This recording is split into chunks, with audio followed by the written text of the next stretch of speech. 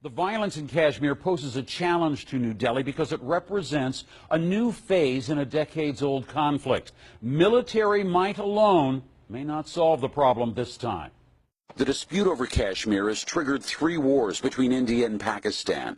At the center, Indian-controlled Jammu and Kashmir state that has seen decades of armed militancy. Today, Indian troops face a different foe in Kashmir. CNN-IBN senior correspondent Pavan Bali. It's been called the gunless struggle, Kashmir's own intifada or sponsored agitation of terrorism. In the next half an hour, we are going to bring you an insight into the phenomena of stone rage. This report was an in-depth look at the people who have changed the face of the Kashmir conflict. In 1989, when it started, this was an armed resistance. But now what we are seeing is the protest and the conflict has moved into the hands of the people. And they are young people, they're teenagers, 16 years old, 17 years old. These are not basically armed militants. They are just the locals there who are, they're just tired of the status quo over the Kashmir issue. In their eyes, the status quo is an Indian occupation. For decades, India has refused to even talk about independence for Kashmir. For all of those years, New Delhi has branded militant opposition to its rule of this part of Kashmir as terrorism, sponsored by neighboring Pakistan. Today, Kashmir's intifada challenges that description. They have been trying to say that this is being supported by Pakistan and militant groups and the terrorist outfits like Lashkar-e-Toiba.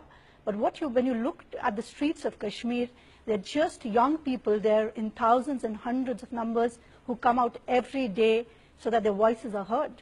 The young protesters say they are hurling stones to demand their rights. In a post-9/11 Kashmir, the gun has lost credibility, but their stone rage is gaining support.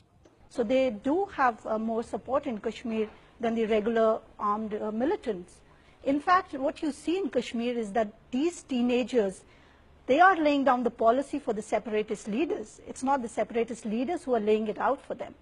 This week, police responded with force to crack down on months of protests.